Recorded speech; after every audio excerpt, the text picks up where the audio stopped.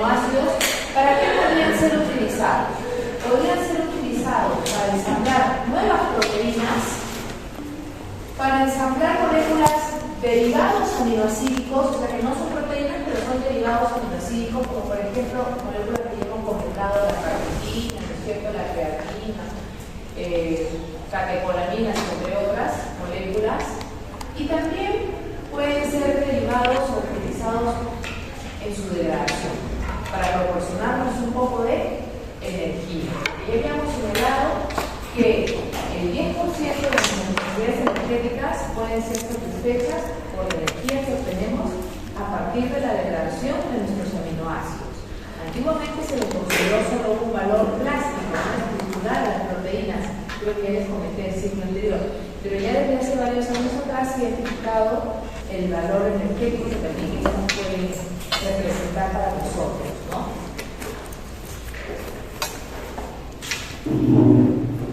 Recordemos entonces cuáles son nuestros aminoácidos. Nosotros cuando hablamos de aminoácidos, principalmente destacamos a los aminoácidos proteicos, que son 20, ¿no?, clasificados en aquellos que tenían cadena no polar, luego teníamos el grupo 1, ¿no? Luego teníamos los que sí eran polares, pero que se necesitaban con carga neutra al pH corporal nuestro, que es el pH neutro también, eso es el 7,4. Otros que más bien a ese pH, grupo 3, ahora estaría hablando, estarían cargados negativamente los ácidos, y luego en el último grupo teníamos el grupo de los básicos, ¿no? Estaba quinina, lisina, histidina, y al pH corporal estaría con carga más bien positiva.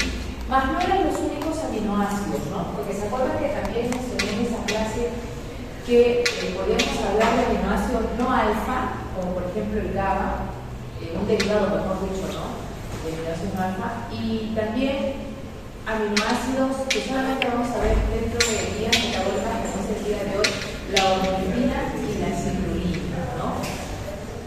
También habíamos hablado de aminoácidos que son exclusivos solo de ciertas proteínas, como la hidroxiprolina y la hidroxilisina, que habíamos destacado su importancia en la constitución del colágeno y de la elastina. Ahí ustedes pueden recordar entonces, mirando a la derecha, la estructura molecular de un aminoácido. Tenemos entonces ese carbono central, carbono alfa, lo llamamos un carbono central, y hacia la derecha normalmente está representado su grupo carboxilo, hacia la izquierda el amino. Si representamos a un aminoácido de tipo S, como son estos aminoácidos, ese amino tiene que estar hacia la izquierda, representado. Acá está desglosado, ¿no?, como el NH2, por ejemplo.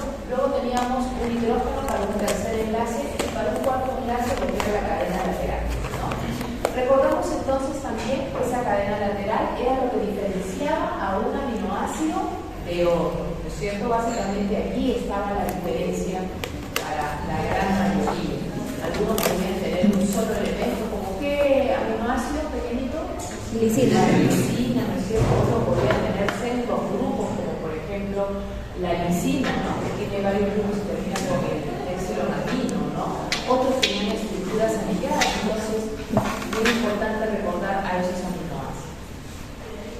¿De dónde nosotros podemos obtener aminoácidos? O sea, nuestro cuerpo puede obtener aminoácidos. Lógicamente, lo primero que vamos a pensar es de la dieta, ¿no es cierto? Sabemos que necesitamos un buen proporcionamiento proteico, justamente para poder proporcionar los aminoácidos necesarios que nuestro cuerpo necesita para nuestro crecimiento y nuestras estructuras, principalmente, ¿no? Pero no solamente de la dieta, nosotros también podemos sintetizar aminoácidos. Sin embargo, no todos, ¿no? No todos, y ahí estamos recordando entonces a los llamados aminoácidos esenciales, o sea que los que sí podemos sintetizar serían los no esenciales, más bien, ¿no? Porque los esenciales que habíamos dicho pues son aquellos que esencialmente tenemos que consumir en la dieta porque nosotros no los podíamos sintetizar.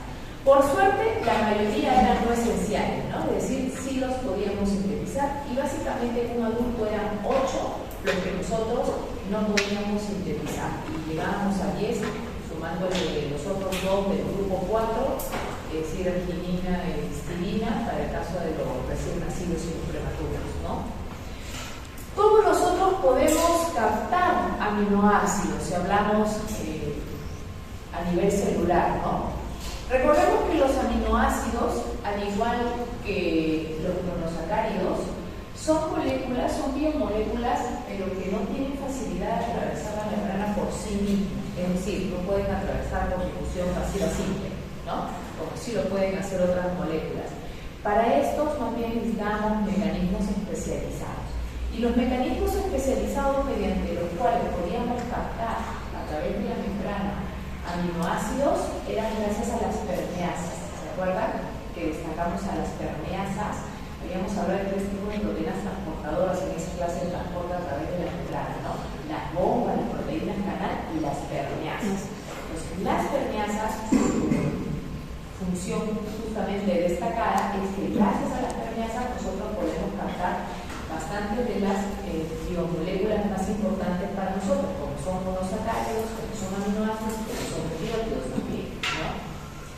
Entonces, recordemos que esas permeasas se clasificaban en uniportadoras y cotransportadoras. Entonces, para el caso de los aminoácidos vamos a tener de los 2 tipos, ¿no?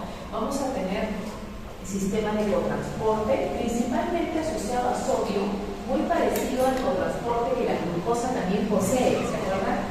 Y otros monosacáridos, ¿no? Que también su paso puede ser asociado al sodio. Y habíamos destacado muy importante el sodio, ¿no? Este elemento químico que no solamente nos sirve para lo que es el mantenimiento de lo que es la homeostasis celular, sino también tiene funciones especializadas en lo que participan, ¿no? Secundariamente en lo que es transporte. Y también uniporte, aunque uniporte son como los aminoácidos que tienen uniportadores, principalmente los aromáticos son los que tienen uniportadores. Para el caso del transporte activo secundario, que aquí hay que señalar que estamos refiriéndonos a la permeasa y por lo tanto al secundario, ¿no? Utiliza energía de gradiente electroquímico, entonces hay varios transportadores bien identificados que se caracterizan por permitir el paso de específicos aminoácidos, ¿no? En algunos casos, unos pocos, en otros casos, un grupito un poquito mayor, pero siempre limitado, digamos, y específicos, ¿no? Tenemos, por ejemplo, el transportador ASCP, cuyas siglas tienen justamente los aminoácidos que permiten transportar: alanina, serina, cisterina, prolina, ¿no? También tenemos el transportador A, que permite transportar alanina, glicina, prolina, metionina, serina. El transportador L, que permite transportar principalmente los aromáticos, ¿no? Triptófano, fenilalanina, uracila, y también leucina, leucina y galina, al igual que metionina. Luego tenemos el transportador Li, que nos permite transportar principalmente, si notamos, aminoácidos del grupo 4, ¿no? Lisina, quinina, histidina y también la ornitina, que hoy día vamos a hablar de él. También tenemos el transportador de los dicarboxilatos, es decir, de los ácidos dicarboxílicos, como son los aminoácidos del grupo 3, los ácidos, el ácido aspartico, el ácido glutámico. También tenemos el beta, que permite transportar la beta-alanina y la taurina, y el transportador N, que permite transportar la glutamina, la asparagina y también la histidina. Eso por el lado de los transportadores, pero también no nos olvidemos que el sistema conocido como el ciclo de glutamino también nos permite captar aminoácidos. Creo que ya con ustedes hemos visto el ciclo de glutamino, ¿no? A ver, para que lo recordemos allí. En el ciclo de glutamino habíamos hablado de que necesitamos la participación de la glutamina transferasa y la glutamina ciclotransferasa. La glutamina transferasa, como dice su nombre, es una enzima que me permite transferir glutámico específicamente, ¿no? El aminoácido glutámico. Pero como ustedes pueden ver, diversos aminoácidos que estén fuera de la membrana, si logramos que se unan a ese glutámico, van a poder pasar asociados a, ¿no? Aprovechando el transportador del glutámico. Esto va a suceder así, entonces la glutamina transferasa va a unir al glutámico cualquiera de estos aminoácidos que estamos viendo acá afuera, que no son el glutámico, y lo va a internalizar. Pero una vez que lo internaliza, nosotros necesitamos separarlo, ¿no? A ese aminoácido diferente del glutámico de la propia fracción glutámico, digamos. Y eso lo va a hacer la glutamina ciclotransferasa. Lamentablemente, cuando la glutamina ciclotransferasa hace la separación, no hace la separación tal cual fue la unión, ¿no? Sino que al glutámico me lo saca como oxoprolina, como 5-oxoprolina. Entonces, para volverlo a su estado original, a ese glutámico vamos a agregar una molécula de ATP, como ustedes pueden ver allí para que se convierta en glutámico. Luego le vamos a añadir cisteína, que también eso nos va a costar otra molécula de ATP, y luego le vamos a añadir también glicina, que también nos va a costar añadir otra molécula de ATP, para con eso reconstituir a partir de ese glutámico, con esos dos aminoácidos adicionales, el glutatión, que es el tripéptido que ya hemos hablado también en el ciclo anterior, importante tripéptido sobre todo con funciones destoxificantes, ¿no? Destoxificantes, y acá le estamos viendo prácticamente otra función, porque es el glutámico el que está donando, es el glutatión el que está donando su glutámico prácticamente para que pueda ayudarse a este transporte de aminoácidos, a esta captación de aminoácidos. Y ahí abajo ya vemos reconstituido el glutatión, ¿no? Gamma, glutamina, cisteína, glicina no es más que el glutatión. O sea que hemos reconstituido por la derecha el glutámico y por la izquierda notamos que se logró capturar ese aminoácido que estaba afuera, ¿no? Pero estamos formando glutámico y estamos capturando aminoácidos externos, ¿no?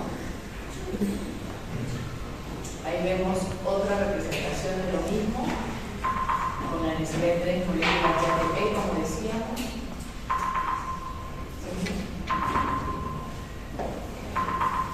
Y acá estamos viendo entonces los diferentes destinos que le podríamos dar a esos aminoácidos.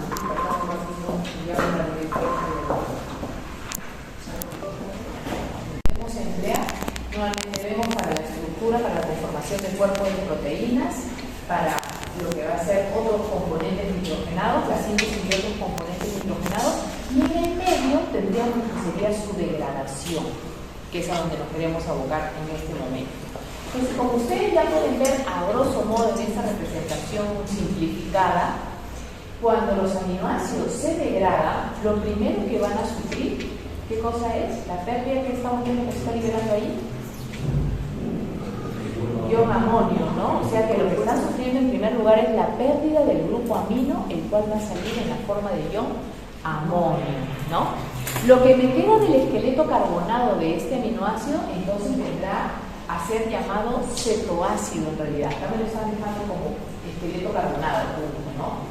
Ahora, algunos aminoácidos, porque como ya acabamos de recordar, hay de diferentes tipos, entonces algunos aminoácidos, sus esqueletos carbonados pueden rendirme acetilcoenzima A o acetoacetilcoenzima A y finalmente igual a acetilcoenzima A. O que pueden rendir algunos otros piruvato o algún intermediario del ciclo de Krebs.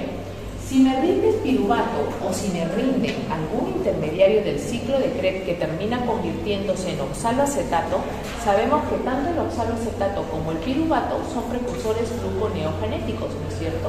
Por lo tanto, estos aminoácidos, entonces, por la parte de sus esqueletos carbonados, me pueden servir para sintetizar glucosa, ¿no? Por la gluconeogénesis. Mientras que hay otros que al rendir acetilcoenzima A, más bien pueden conformar también cuerpos cetónicos, ¿no? Cuerpos cetónicos. Y hay unos que pueden tanto rendirme glucosa como acetilcoenzima, o sea que pueden ser tanto cetogenéticos como glucogenéticos, ¿no? Como por ejemplo, ahí tenemos a los aromáticos. En el caso, acabamos de ver lo que es el camino del esqueleto carbonado, ¿no? Que puede ser hacia la formación de glucosa o de acetilcoenzima.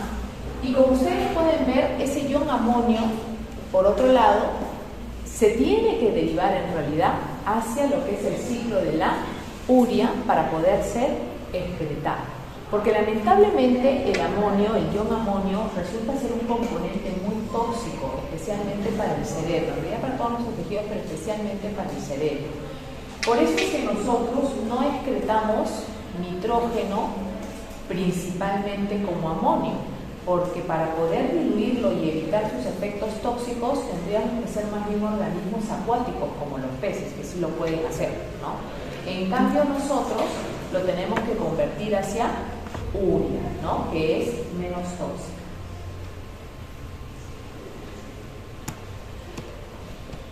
En esta diapositiva ustedes pueden ver que hay una interrelación, lo que estamos destacando aquí es que hay una interrelación entre qué vías metabólicas, las dos que fueron descubiertas por Hans Krebs, ¿no? Tanto el ciclo de Krebs como el ciclo de la urea. Ya vamos adelantando entonces lo que estamos viendo aquí, que por un lado el ciclo de Krebs envía aspartato, ¿no es cierto?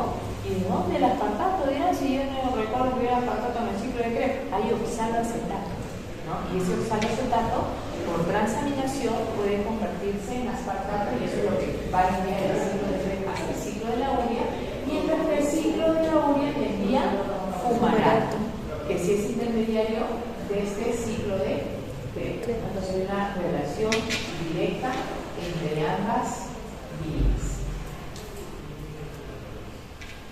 Cuando nosotros tenemos entonces correctamente sintetizadas las enzimas que participan en el ciclo de la urea, no tendremos problema entonces para convertir entonces esos grupos amonios, iones amonio hacia urea y poder excretarla fácilmente. Pero aquellas personas que sufran alguna anormalidad genética donde no se sintetice enzimas de esta vía, entonces lógicamente la urea va a no poder formarse y el amonio va a elevarse a niveles tóxicos que pueden llevar hasta la muerte de esta persona, ¿no?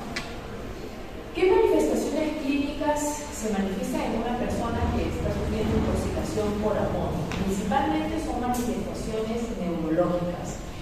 Vamos a ver irritabilidad, desorientación, hipotonía, ataxias, hasta convulsiones, también podrían presentarse vómitos, hepatomegalia, coma y estado de muerte. Por eso estudiar el metabolismo de los aminoácidos es de importancia, porque como se dan cuenta, anormalidades a nivel de esta vía pueden generar serios daños a una persona, ¿no? Muy bien. Decíamos entonces que lo primero que va a sufrir un aminoácido de su reacción es la pérdida de su grupo fundamental que ven el nombre, la pérdida de su grupo amino. Pero este grupo amino se puede perder de varias formas en realidad. En esta tablita están presentadas las varias formas, colocándose desde las más frecuentes, las más importantes, hasta las menos usuales, las menos frecuentes en realizar.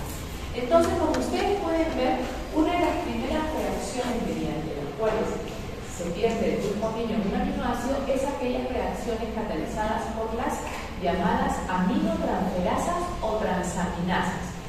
Es la misma enzima, ¿sí? Aminotransferasas o transaminasas son lo mismo.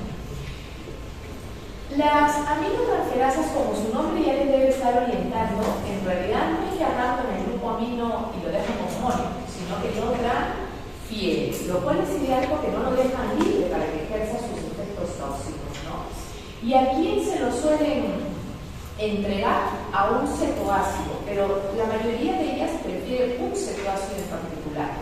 Ese cetoácido es una molécula que ya hemos visto en el ciclo de Krebs, que es el alfa-cetoglutarato, ¿sí? Entonces, vamos a decir que el aceptor más común de grupos aminos para la actividad de las aminotransferasas es el alfa-cetoglutarato, el cual, cuando capta ese grupo amino, deja de ser cetoácido y se convierte en un aminoácido. Mientras que el aminoácido que se lo donó se convirtió más bien en cetoácido. Es como que ahora se cambian los roles, ¿no es cierto? Muy bien. ¿En qué aminoácido se convierte el alfa-cetoglutarato cuando gana ese grupo amino extra? En glutámico. Entonces, como ustedes pueden ver por la actividad de las aminotransferasas, vamos a ver que se va a formar glutámico, ¿sí? Este aminoácido, o glutamato, si lo quieren expresar así. Y tengo que el aminoácido se convirtió en cetoácido. Y el alfa-ceto, ese alfa-GAP, está abreviando alfa-cetoglutarato, se ha convertido en glutamato. Esta reacción se complementa comúnmente con la actividad de una segunda enzima, que es la glutamato de los diferentes aminoácidos, ¿no? Entonces, solamente hay dos aminoácidos no transaminables que no tienen su transaminasa específica, que son treonina y lisina. Todos los demás tienen su transaminasa específica. Entonces, estamos hablando de 18 aminoácidos que están generando en estos procesos formación de glutámico. Imagínense, hay buena cantidad, ¿no es cierto? Y entonces a continuación se empalma con la actividad de esta enzima glutamato deshidrogenasa, que es una enzima mitocondrial y que se encuentra en realidad en varios tejidos, pero bien abundante su función o su actividad es más alta a nivel hepático, ¿sí? Ahí vamos a encontrar la actividad más alta de la glutamato deshidrogenasa a nivel de las mitocondrias hepáticas. Entonces, esta glutamato deshidrogenasa va a generar una desaminación oxidativa, como acá están viendo de aminación oxidativa, le va a quitar nuevamente entonces esta enzima su grupo amino a este glutámico. ¿En qué se va a convertir entonces este glutámico ahora? Si le quité, lo estoy volviendo a la forma de alfa-cetoglutarato.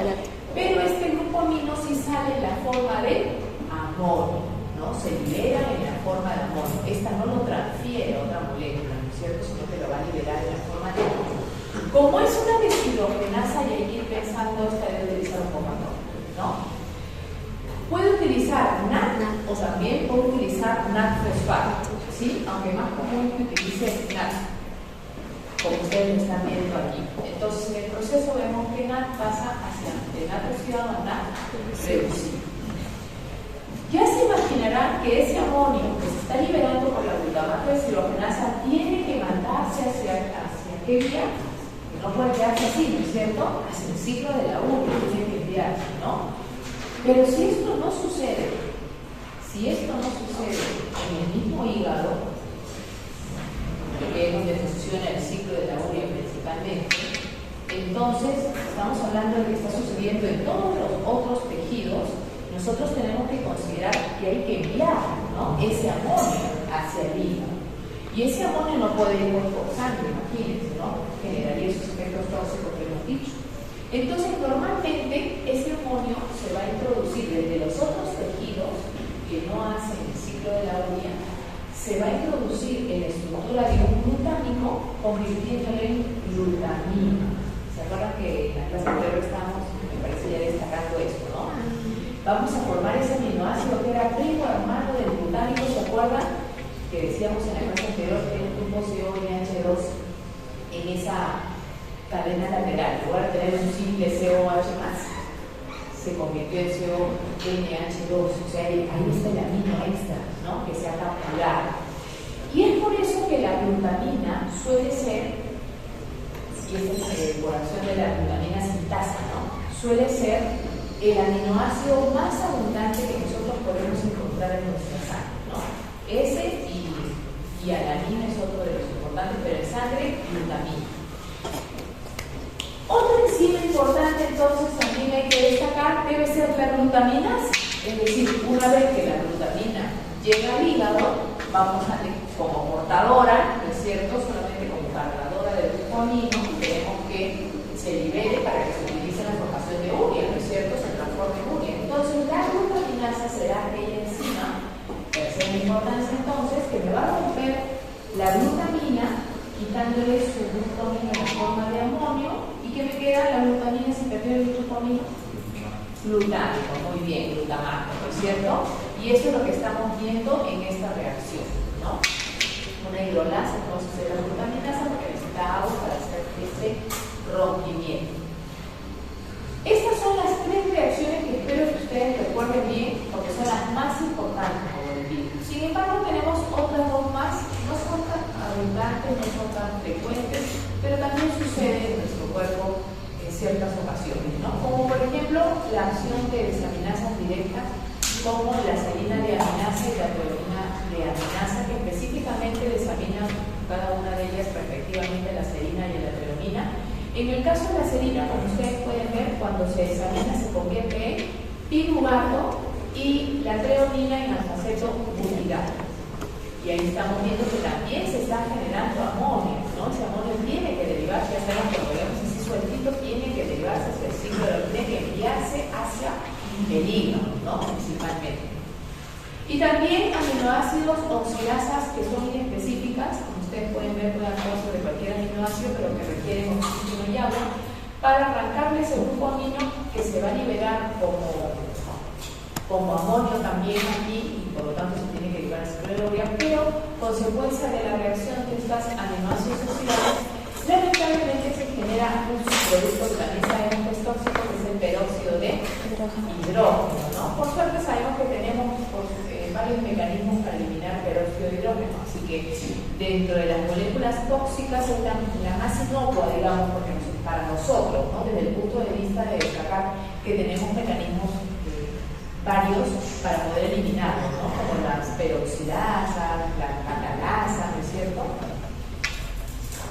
Por eso es que esta reacción no es tan usual, ¿no? Porque igual nos va a costar eliminar ese peróxido de hidrógeno, más se trabaja con las primeras reacciones. Acá ustedes pueden ver entonces la representación de la reacción catalizada por las aminotransferasas o, de igual manera digo, transaminasas. Estas catalizan una reacción que es perfectamente reversible, como ustedes pueden ver.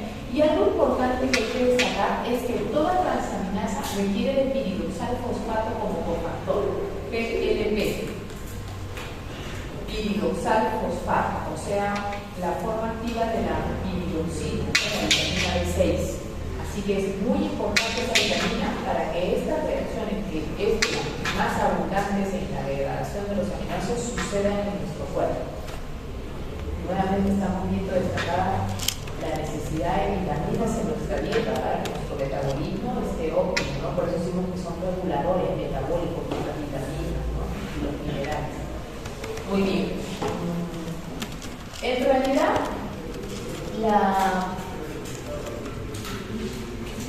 piridoxina va a convertirse en piridoxamina en el proceso. Quiere decir que la enzima con su cofactor es el cofactor, en realidad, al que se le va a unir momentáneamente ese grupo amino que se está captando del aminoácido que se está transaminando, pasando de la forma de piridoxal fosfato a piridoxamina. Y cuando lo entregue al alfa-aceto glutarato, volverá a su forma de piridoxal fosfato, ¿no? Entonces vamos a verlo entre esas variantes, de PLP a cuando ya cargó el aminoácido PNP, ¿no? Piridoxamina. Y cuando ya lo entregue, vuelve a la forma de PNP o PAL, también lo pueden ver abreviado así en algunos textos. Entonces, el grupo prostético de las transaminasas unido covalente a una lisina del centro activo es que momentáneamente se capta el grupo amino por el cofactor y luego se le entrega al aceto glutarato que está en verde más abajo para que se convierta en glutámico, y como ven, la enzima volvió a la forma de tener su cofactor acá abajito, enzima PLP, como inició, ¿no? Porque en el intermedio vimos que se convirtió en enzima PNP, ¿no? Piridoxamina, y ahora ya la vemos al final que volvió a su forma original, ¿no? De todas las transaminasas, porque como ya les dije, prácticamente todos los aminoácidos tienen su transaminasa específica, ¿sí? Excepto treonina y lisina, que ya dije son los únicos aminoácidos no transaminables. Todas estas enzimas utilizan como aceptor más común de grupos amino el alfa-aceto glutarato. O sea, para entregarle ese grupo amino que acaban de arrancar de su aminoácido específico, se lo quieren entregar al alfa-aceto glutarato, ¿no? Pero de todas estas, las dos más importantes, diríamos de las 18 transaminasas, ¿no? Las dos más importantes son la TGP y la TGO, de las cuales ya hemos hablado cuando hablamos del tema de enzimas y mencionamos en el perfil hepático, ¿no? Si no me equivoco, ahí estuvimos, cuando estuvimos hablando de las enzimas del perfil lipídico y luego del perfil hepático, ahí estuvimos destacando también el perfil cardíaco, pues, ¿no? Sí. Porque ahí destacamos principalmente la TGO, y en el hepático la TGP y la TGO, aunque más importante es la TGP. Salvo casos de agudo daño, ya hemos dicho, ¿no? De la TGO que gana la TGP. Muy bien, ahí está entonces arriba la reacción catalizada por la TGP y abajo la catalizada por la TGO. Les estoy colocando, como se ve en esta diapositiva, las dos denominaciones más comunes que se van a encontrar entre sí. La TGP también es conocida como AMP. En su primera denominación se está destacando el producto que genera, mientras que en la segunda nomenclatura se destaca el sustrato sobre el cual actúa. O sea, un nombre está en base al producto y el otro nombre está destacando el sustrato también, ¿no? O sea, que ambos nombres son informativos, ¿sí? Informativos de la reacción que caracteriza. De igual manera, la TGO se conoce también como AST. Así que en algunos resultados de laboratorio ustedes lo van a poder encontrar como TGO-FP o más como ANT o AST. ¿Ya? Veamos el caso de la primera, la TGP. Entonces, la TGP o ANT es la que actúa específicamente sobre el aminoácido alanina, al cual entonces se le va a arrancar su grupo amino, cediéndoselo al alfa-cetoglutarato, como ya hemos dicho, y alanina, cuando pierde ese grupo amino, ¿en qué se está convirtiendo? En piruvato, ¿sí? En piruvato. Mientras que alfa-cetoglutarato al ganarlo se está convirtiendo en glutano, ¿no? Estos son los productos entonces de esta actividad. Mientras que la TGO o AST va a actuar más bien sobre aspartico, ¿no? El cual también, esta enzima le arrancará al aspartico su grupo amino, se lo cederá al alfa-cetoglutarato y el aspartato, al perder su grupo amino, se convierte en oxaloacetato. Miren que son moléculas ya conocidas por nosotros, ¿no? Piruvato, que lo hemos visto también formándose como producto de la vía glicolítica, y oxaloacetato como intermediario del ciclo de Krebs, ¿no? Dos vías más conocidas.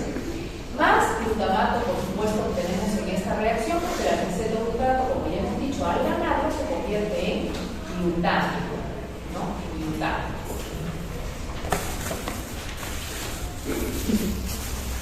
Ahí recordamos entonces que ya habíamos destacado a las transaminasas como parte del perfil de evaluación de función hepática, ¿no? Entre otras determinaciones, no nos olvidemos junto a las bilirrubinas, a la fosfatasa alcalina y a la gamma-glutamina transfertirasa. Luego que actuaron las transaminasas, ¿con quién se complementa su acción? Habíamos dicho, ¿quién entra a trabajar inmediatamente allí acoplado? La glutamato deshidrogenasa mitocondrial, decíamos, ¿no? Muy bien, esta glutamato deshidrogenasa inmediatamente entonces actúa sobre este glutamato, quitándole el grupo amino, pero dejándolo en la forma de ion amonio, ¿no? Y el esqueleto carbonado que me queda, o sea, el cetoácido resultante, sería el alfa-cetoglutarato nuevamente formado, ¿no? Como ustedes ven, entonces ese amonio tiene que irse al ciclo de la ¿cierto? Ahora, en reacción también perfectamente reversible, como hemos visto con las transaminasas. Acá en la parte baja estamos viendo la tercera reacción que también se le ve importante, la acción de la glutaminasa. La glutaminasa entonces rompe la glutamina, habíamos dicho que es un hidrolasa, necesita agua. Esta también recibe la matriz mitocondrial del hígado, especialmente, ¿sí? Especialmente, que decir, no es su única residencia.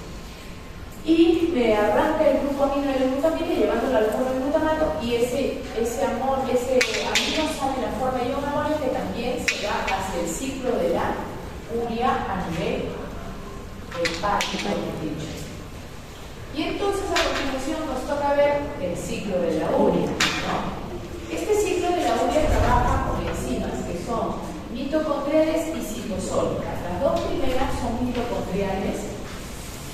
Miren, como mitocondriales han sido las enzimas más destacadas en la etapa anterior que estoy señalando, y más bien las últimas son citosólicas, ¿sí? Empezamos entonces que para la primera reacción necesitamos condensar dos moléculas. Este ciclo de la urea es una vía metabólica que también se está representando de forma circular, porque también como el ciclo de Krebs contiene empaletamiento, que hemos dicho, me genera uno de los productos con los que inicié, ¿no? Entonces tiene eso en común con el ciclo de Krebs, con el que está emparentado, vuelvo a señalar, ¿no? Con el que está relacionado. Y también inicia con dos moléculas, como inició el ciclo de Krebs. En este caso necesitamos, en primer lugar, condensación de una fuente de carbono y una fuente de nitrógeno. Vamos a necesitar fuente de carbono y fuente de nitrógeno. La fuente de nitrógeno ya saben quién me la está dando. Considerando la cascada de reacción previa que acabo de señalar, sería glutámico el principal donador. ¿no? Porque por acción de la glutamato deshidrogenasa, todos los aminoácidos terminaron generando el glutámico, ¿no es cierto? Y luego la glutamato deshidrogenasa actuó sobre este glutámico y me está generando ese amonio que masivamente está llegando acá, principalmente, ¿no? Esa fuente está viniendo del glutámico. Entonces, ese es el amonio que estamos viendo allí, que repito, no vendrá solo de esa fuente, pero sí mayoritariamente del glutámico. Y la fuente de carbono sería el bicarbonato, o en algunos textos lo pueden ver representado como también el CO2, ¿no? Finalmente eso parece interconvertible, ¿no? ¿En qué vía mencionaron? En la de síntesis y degradación. Síntesis. ¿De las purinas o de las piridinas? De las piridinas. Ahí también tenemos entonces a este intermediario en común, ¿ya?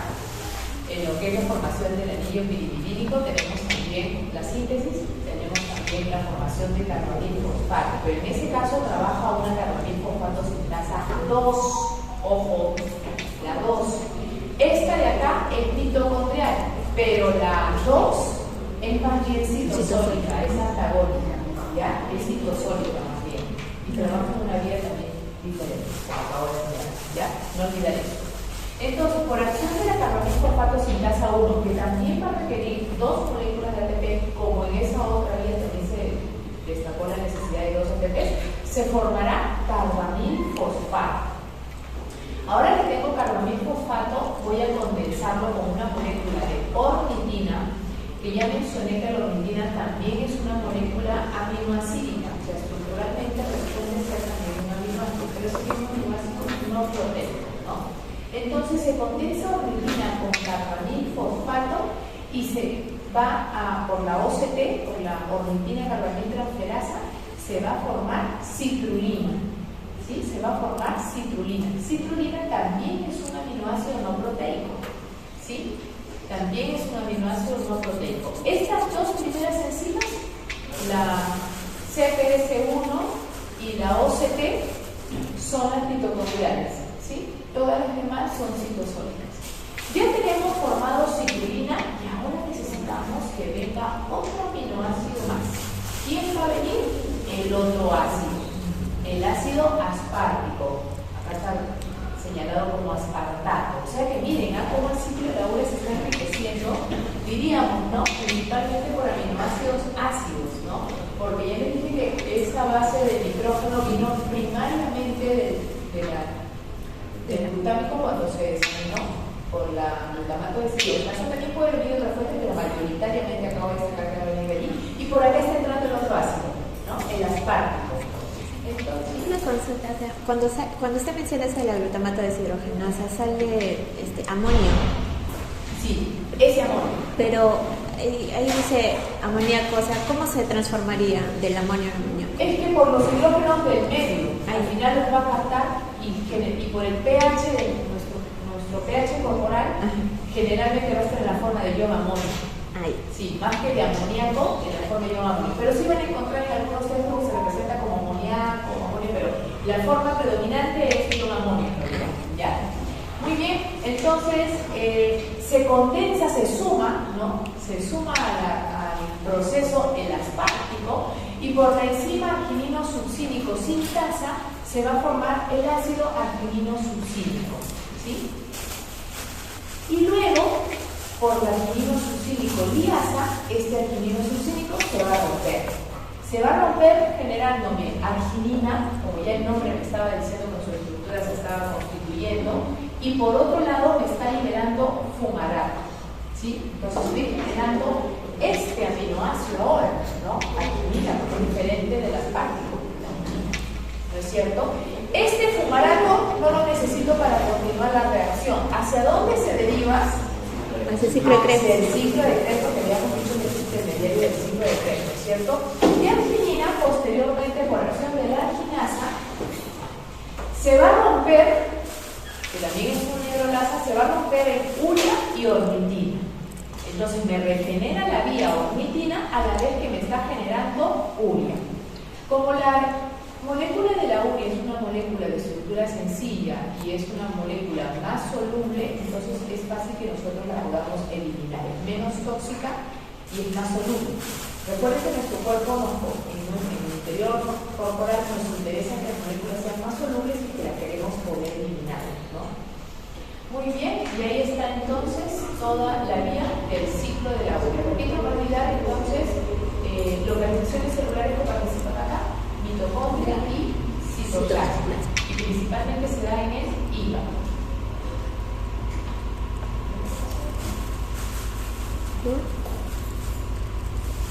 Muy bien. Aquí estamos destacando en esta siguiente diapositiva, se está destacando entonces las dos localizaciones celulares que participan en el ciclo de la urea. Todo lo que están viendo arriba es el mismo ciclo que acabamos de ver hace un momento, solo que se está representando hacia la derecha la estructura de la mitocondria, porque necesitamos que ingresen esos superviveros de mitocondria para que trabajen esas dos primeras enzimas, la CPS1 y la OCT que mencioné, para que luego salgan las citrulinas y ya pueda darse las últimas reacciones que son más bien citosólicas. Entonces, ¿cuántos ATP se necesitaron para formar un mol de urea? 2 en la formación de carbamil fosfato y 1 ATP en la condensación de las partes que consumó. 3. No, son 3 ATPs en total que hemos necesitado para formar un mol de urea. O sea que tampoco es gratis, ¿no? La conformación de esta vía. ¿Ese nombre de Kurt es para el ciclo de la urea? ¿Cuál? El nombre que salía arriba, Kurt. Acá. El anterior, Kurt Gen. Ah, sí, ciclo de Hansberg y Kurt Henselin. Esta es la persona que trabajaba con él y que le ayudó también en el movimiento del ciclo de la urea. Y el ATP cuando pasa a ser adenosina monofosfato y pirofosfato, el pirofosfato no se convierte en una carbohidrato. Se va a tener que romper, por eso que acá estamos viendo en el rendimiento total, ¿no? Vemos 2 ATPs que se van a romper, pero también se está generando un ATP. En el caso del 1ATP, genera pirofosfato, ¿no? En paquete. Y estos 2 ATPs, un fosfato por cada uno de ellos, un fosfato inorgánico, por eso de 2. Uno de ellos sí se rompe en ATP, que no es la forma usual, ¿no? Esa no es la forma usual. Porque normalmente después al pirofosfato hay que romperlo, y eso cuesta, ¿no? Por eso que nuestro cuerpo principalmente rompe el ATP a la forma de ADP también, ¿no? Que no le va a costar posterior aporte de ATP. Muy bien. ¿Cómo se regula este ciclo de la urea? ¿Cuál es la etapa importante de regulación, ¿no? La enzima reguladora es la CPS tipo 1, ¿sí? Diríamos pues la primera prácticamente, ¿no? La CPS 1, carbamil fosfato sintasa 1. Pero como ustedes pueden ver, esta carbamil fosfato se va a estimular por la presencia de ese glutámico, que en su forma activa tendría que estar como N-acetilglutamato. Pero a su vez, ¿quién me permitió que se forme N-acetilglutamato? Esto se ha formado gracias a la N-acetilglutamato sintasa, que ha formado el N-acetilglutamato, como ya ustedes pueden deducir, coenzima A, ¿no? ¿Y quién me estimula a su vez la acción de esta enzima previa de la N-acetilglutamato sintasa, que me está generando este N-acetil a partir de estas dos moléculas? La arginina. Quiere decir que no solamente tenemos una estimulación de la CPS1 por la N-acetilglutamato, sino que indirectamente altas concentraciones de arginina también pueden estar favoreciendo que se estimule esta vía, ¿no? Actuando sobre el paso anterior. Entonces diríamos hay una regulación, en este caso hay que decir alostérica. Entonces hay una inducción de enzimas por una dieta que sea rica en proteínas, ¿no? Porque una dieta rica en proteínas me va a generar glutámicos y también me va a generar argininas que van a llegar en buena cantidad. Y esta presencia de buena cantidad de estos aminoácidos que estimulan lo que es el ciclo de la urea, o sea, su degradación. Aquí volvemos a ver entonces la comunicación que hay entre el ciclo de la urea con respecto al ciclo de Krebs. Pero aquí también nos están destacando la importancia de las lanzaderas, ¿no? De la lanzadera Espartaco-Malaco, por ejemplo, para poder movilizar a estos intermediarios que van a tener en común ambas vías, que es lo que estamos viendo.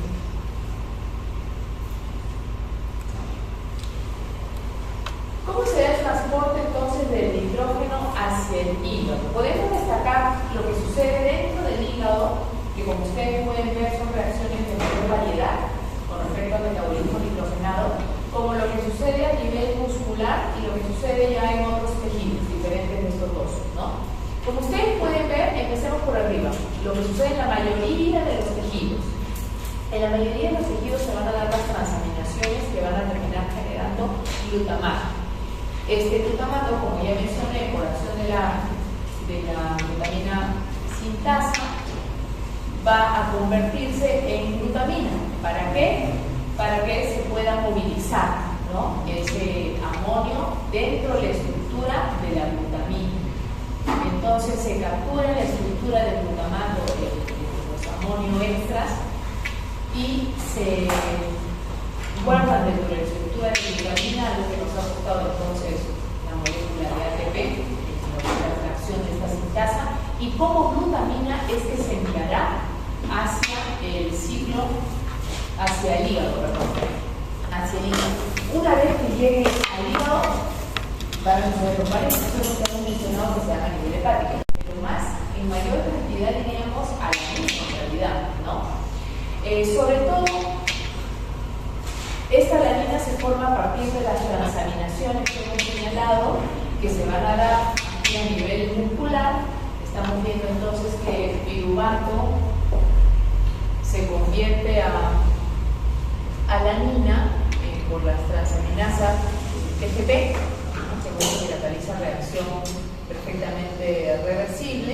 En este caso estamos viendo al revés, ¿no? A partir de la glucosa se forma este piruvato, ese piruvato se va hacia la formación de alanina, porque el músculo en elevada actividad, como hemos dicho, le gusta metabolizar glucosa, ¿no? Entonces, producto de ese metabolismo de glucosa habrá formado piruvato, el piruvato se transaminará a alanina y el músculo exporta entonces mayoritariamente estos aminoácidos, ya sea alanina o glutamina, como hemos dicho, que son los dos aminoácidos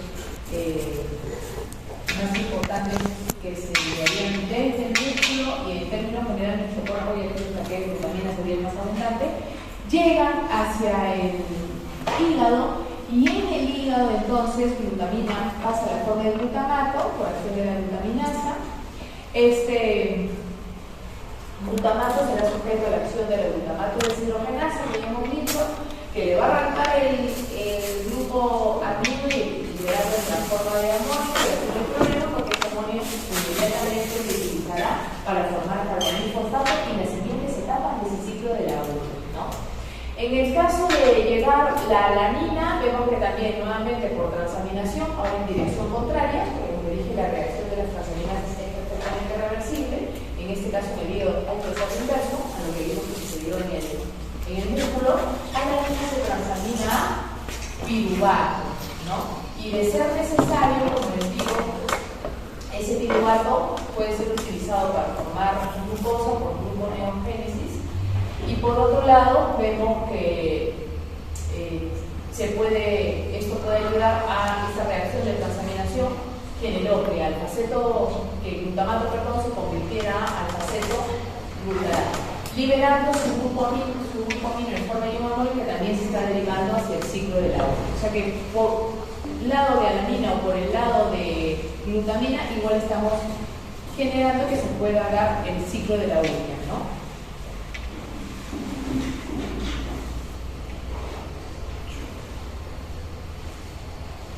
¿Qué ciclo estamos viendo aquí? El ciclo de la alanina, ¿no? El ciclo de la alanina. ¿Se acuerdan que mencionamos en gluconeogénesis estuvimos hablando de un ciclo, ¿no? ¿Qué ciclo hablamos allí de comunicación entre músculo e hígado? El ciclo de Cori, más bien, ¿no? Un ciclo que estaba estimulado cuando, ¿qué sucedía? ¿En qué condición particular?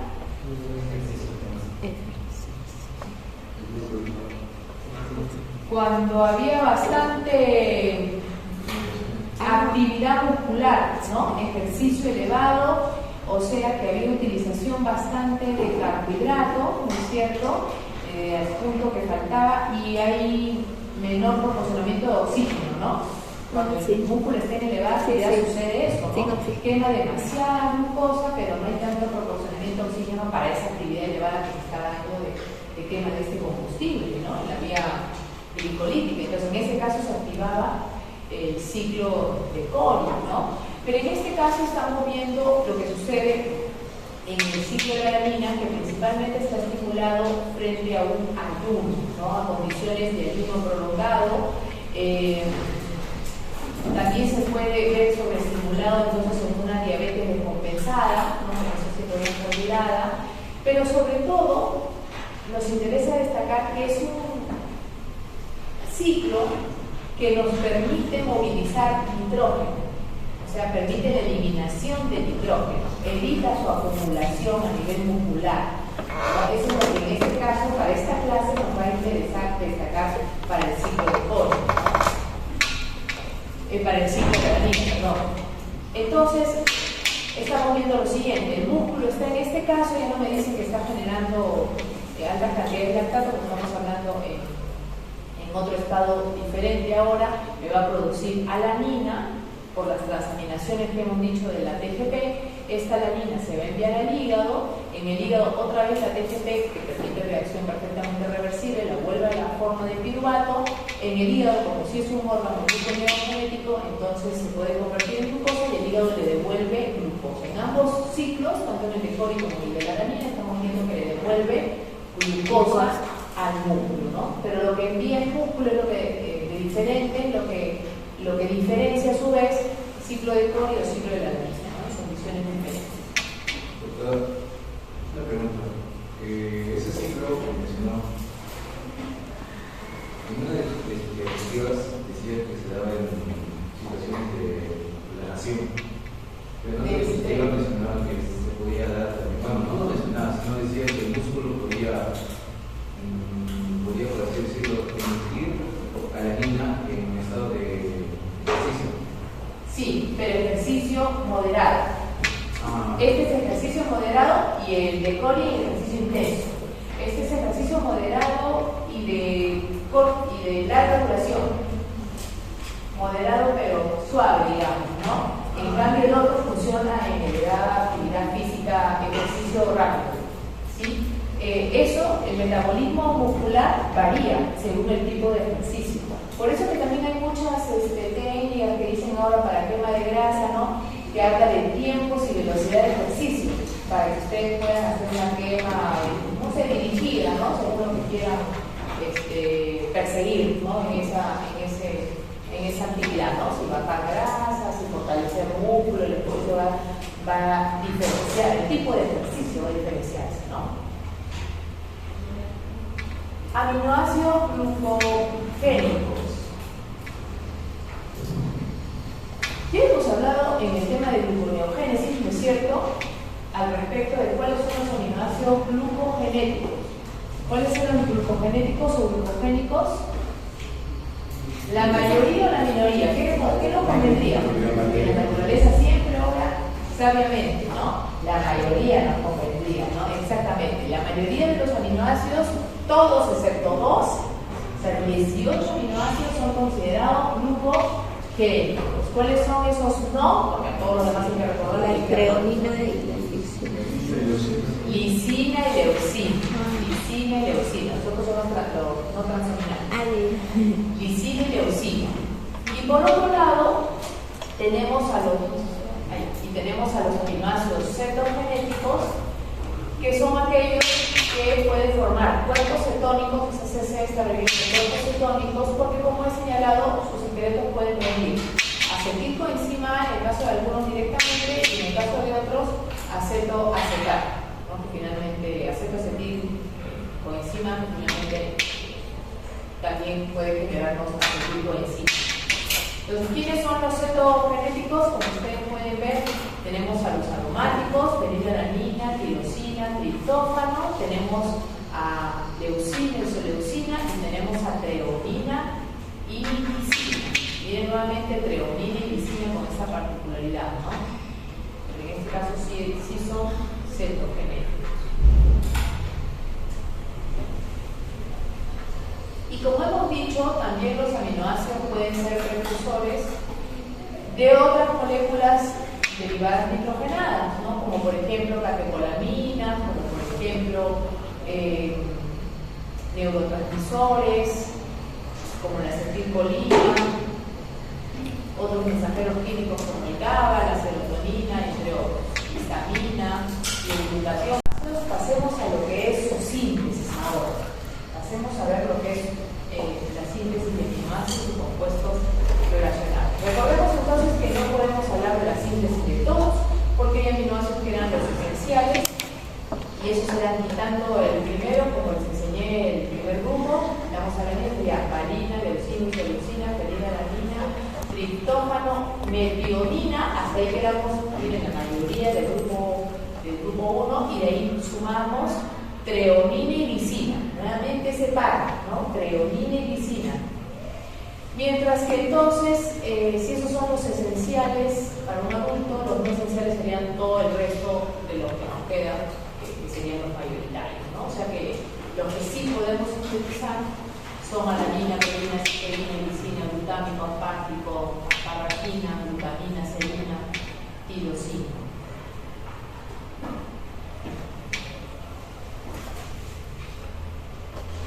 Por reacciones diversas podemos formar a estos aminoácidos no esenciales. Podemos ir agrupándolos en paquetes. Por ejemplo, por reacciones de transaminación acabamos de ver que se puede formar alanina, se puede formar, ¿qué más?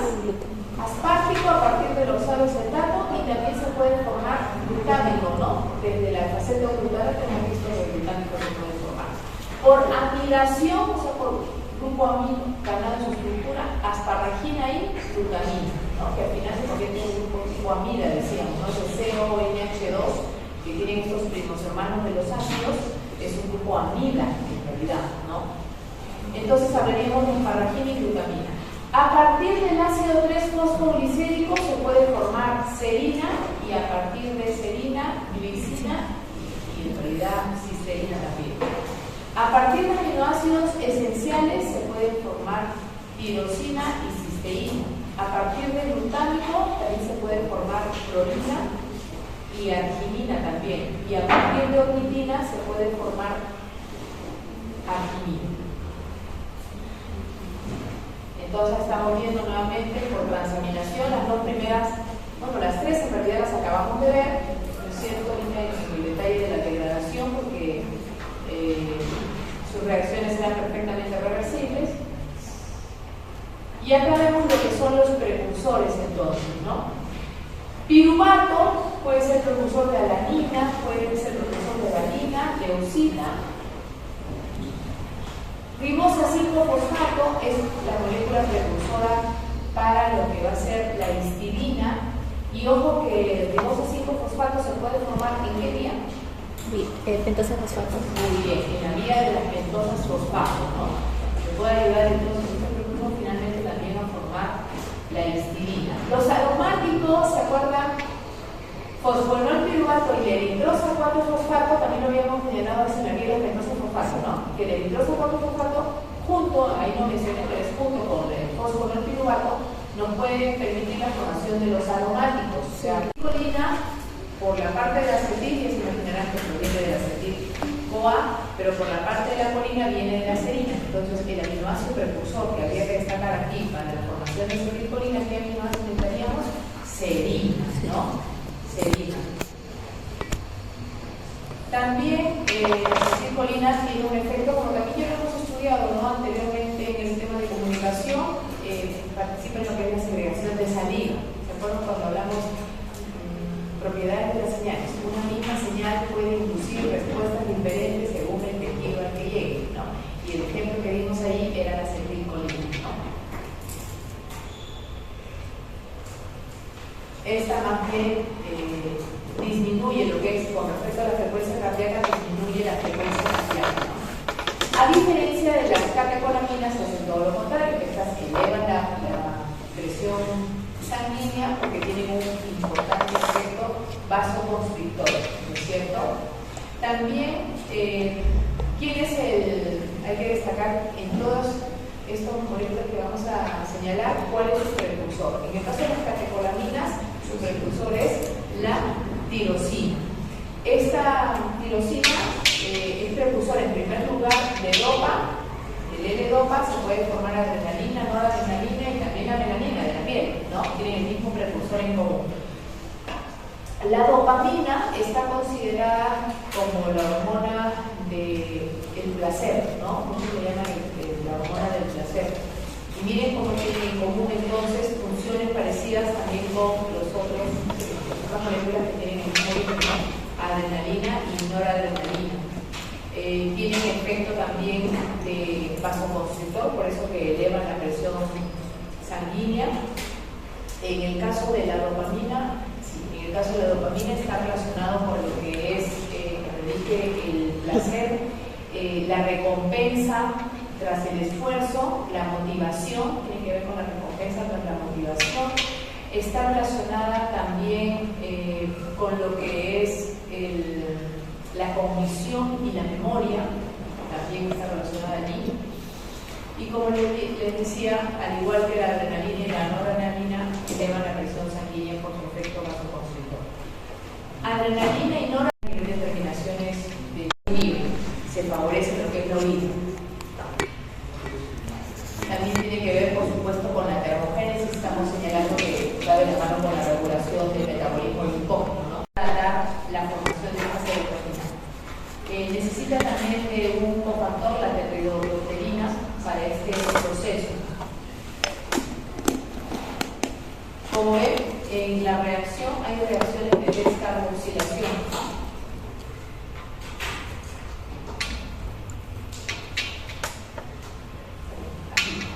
El GABA, el ácido gamma-aminobutírico, este es un neurotransmisor inhibidor, pero normalmente participa en el equilibrio de lo que es la respuesta nerviosa, del sistema nervioso, ¿no? El mantenimiento del equilibrio del sistema nervioso.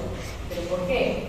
Si es por inhibidor, porque normalmente se combina con la acción del glutámico, que más bien es estimulador. Entonces la acción combinada de estos dos neurotransmisores, como algunos aminoácidos, pero a la vez actúan como neurotransmisor, permiten la estabilidad del sistema nervioso, como les digo, ¿no?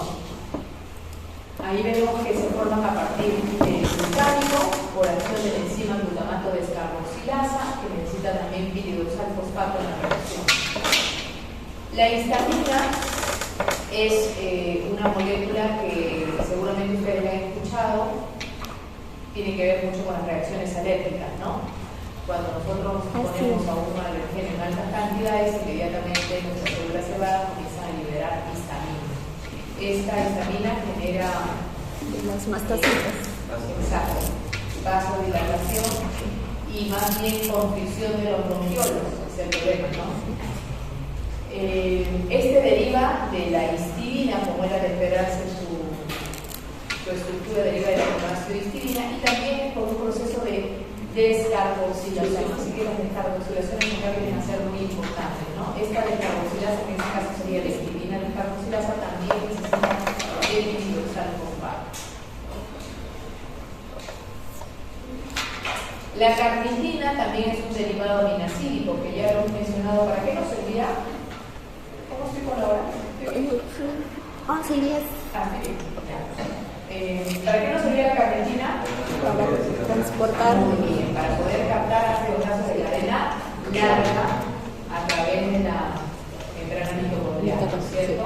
Y recordemos que es derivado de la metionina y de la lisina. Y que su almacenamiento era principalmente a nivel del músculo, pero en realidad se ha sintetizado principalmente a nivel hepático renal, ¿no? La creatina, también hemos hablado de la creatina en otra oportunidad, hemos mencionado esta molécula y ese principalmente con la forma de unido fosfato, la creatina fosfato, corresponde a una reserva energética especialmente para el músculo, ¿no? Y también puede representar una reserva de fosfato, y por ese fosfato energética decimos, ¿no? Porque le puede donar el fosfato al ADP para que sintetice ATP. O sea, un almacenamiento previo a la formación Y esta deriva de también la metionina, la glicina y la quinina, más bien, sumamos estos dos. Normalmente la metionina, el donante de metionina viene en la forma de S-adenosilmetionina, como ustedes la ven aquí, SAM, abreviado SAM, ¿ya? Así que tanto para la creatina como para la carnitina necesitamos a esa molécula. Y las hormonas tiroideas, que ya se imaginarán que derivan de la tiroxina, como son la tiroxina y la triiodotironina, repito, derivan de la tiroxina y son hormonas que normalmente regulan el metabolismo basal, ¿no? Es decir, la generación de energía en las horas en que nosotros no estamos haciendo actividad para poder mantener sobre todo nuestras actividades vitales funcionales, ¿no? O sea, un mecanismo que puede aumentar el flujo hidrínico, que puede tener